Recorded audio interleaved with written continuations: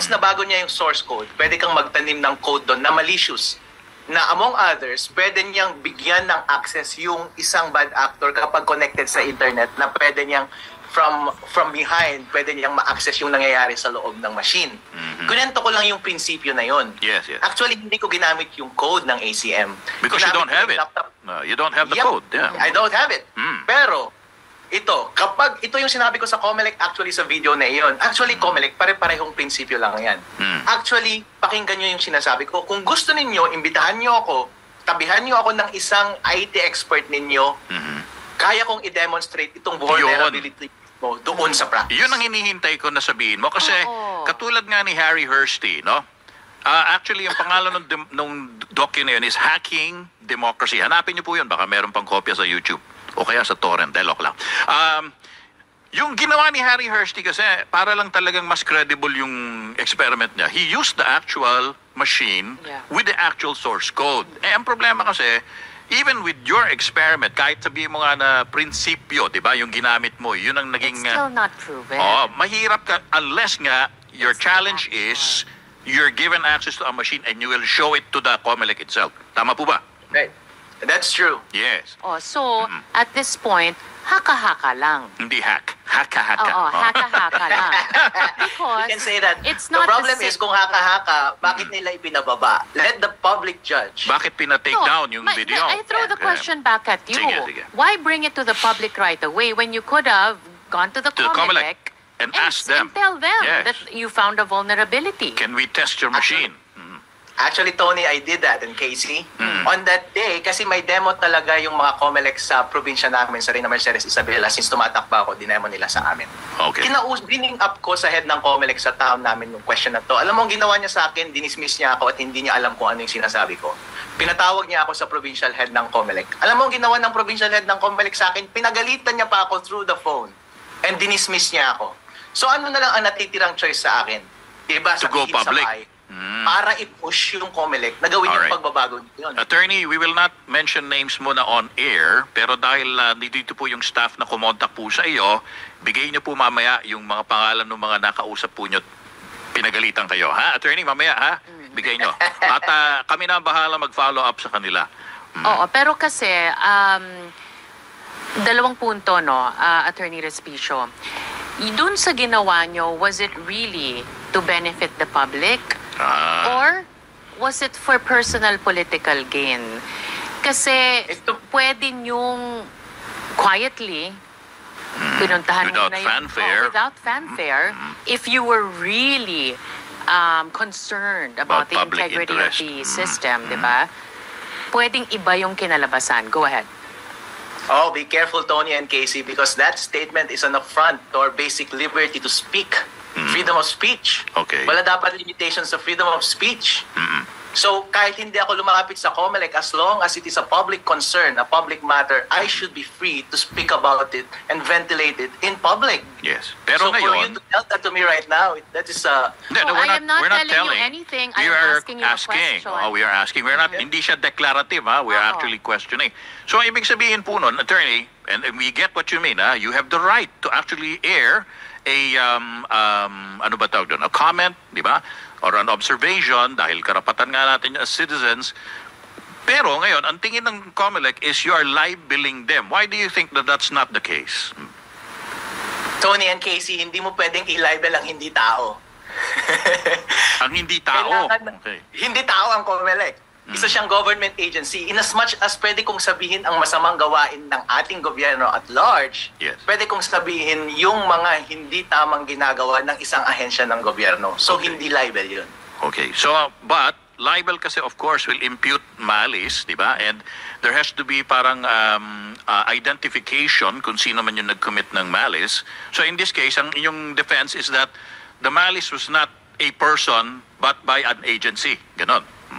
No, number one, it's not directed to a person. It's directed to an agency. Though it's so it's not libel. Secondly, the case filed ay hindi libel. It's an obscure case from the very old revised penal code. I don't think nagamit pa to ever sa Supreme Court. Which is? Pero ang basic elements ng provision na yon is kapag gumawa ka ng false statements that would undermine the interest of the state. Alright, kung babasahin mo, indirect counter talaga siya sa freedom of speech. So, since may tradition naman tayo sa bansa natin na parating nag-prevail sa ang freedom of speech, confident ako na in the end, so it's ang not, tama. So, hindi pa lang cyber libel yung nireklamo sa'yo? Ibang ano pa? Ano yung... Hinighlight lang nila na committed through cyber, through the internet. Pero ang pinay nila sa akin is section, I think, 154 ng Revised Penal Code, unlawful use of publication about unlawful utterances. So, yun. Hindi siya sikat. Walang nakakasukan ng ganyang kaso. Obscure, it's an obscure penal provision. Parang gano'n. Nung ilinabas niyo po itong content na ito, were you doing it as a candidate? Were you doing it as a lawyer, citizen, an IT expert? No? I'm doing it as a concerned citizen with genuine concern about sa integrity ng ating elections. Imagine if it were not told, so hindi natin alam tong information na to, paano pa ba ang tanging paraan para mapagalaw mo ang COMELEC? Actually, pwede mong itackle itong issue na ito maturely on the part of COMELEC Chairman George Garcia, right? Instead na agad-agad mo ang kasuhan, bakit hindi mo ako kausapin maturely and sabihin mo, Harold, alam mo, valid ka, try nating baguhin. Ano yung recommendation mo? Kasi kaya Harold, mali ka, right? You also could have done the same. You could have gone to He already did, right? He did nga, pero di pa pinagalitan mga daw siya. Doon sa provincial. Provincial, ang tanong kasi, attorney, no, and I don't know like you don't support the basic freedom to speak, because you're in No, that do not profession as impute well. anything. Do not read anything into what I'm saying. We're not actually... Nagtatanong lang po kami. We're not Trabaho saying namin that to. you actually committed anything, di ba? Yeah. Na mali. But ang sinasabi namin, for example, are you familiar with the name Eliseo Rio? Nope. All right. Former General Eliseo Rio, well, if you're an IT expert, you should have known that he was the OIC of the DICT. No? Bago siya pinalitan ni Secretary Gringo Onazad.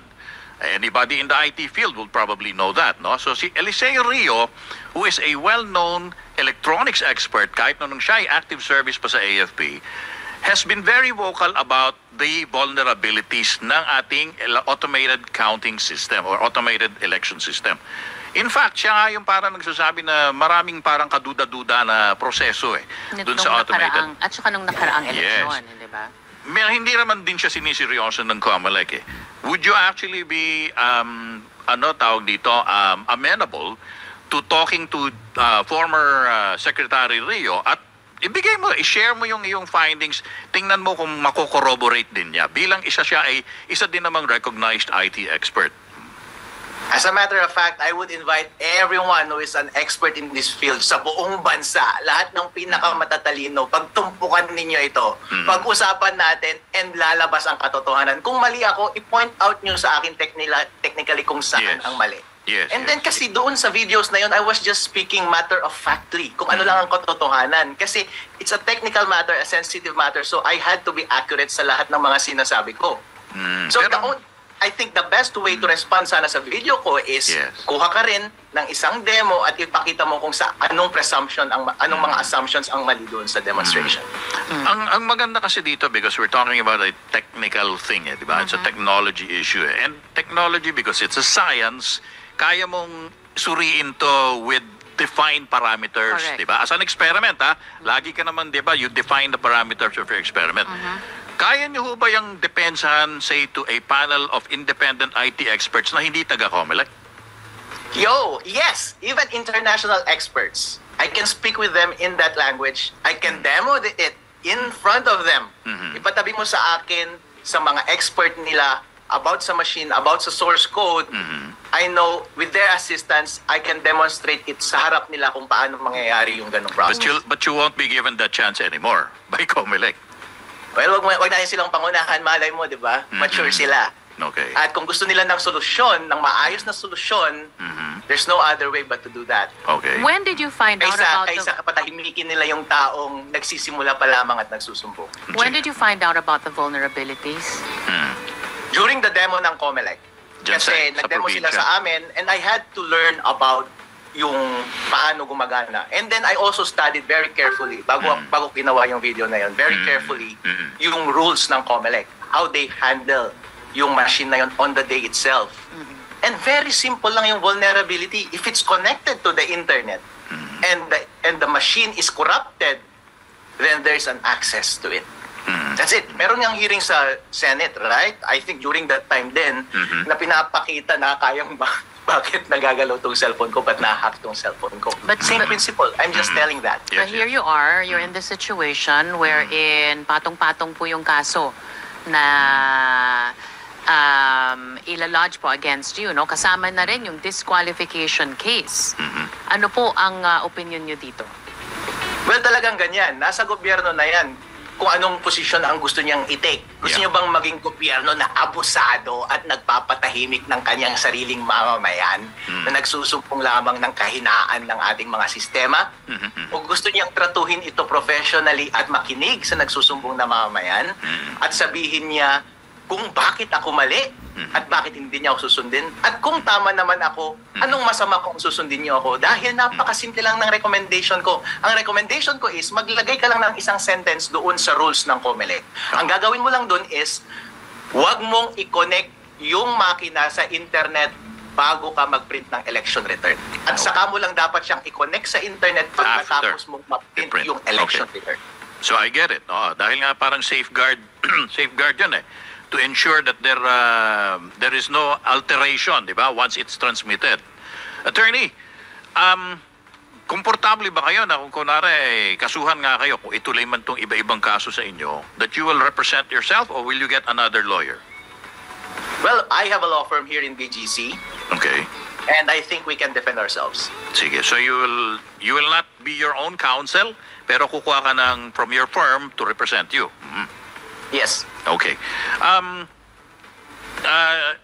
Tumatakbo kayo under what party? Let's talk about your political affiliation. Are you a party candidate or independent candidate? We have our own slate but we run independently kasi walang party list na gustong sumuporta sa amin kasi opposition kami and then mabigat ang kalaban. So you're running, you define yourself as an opposition candidate dyan sa Isabela? Yes. Oh, okay. Sorry, ilan ba kayong tumatakbo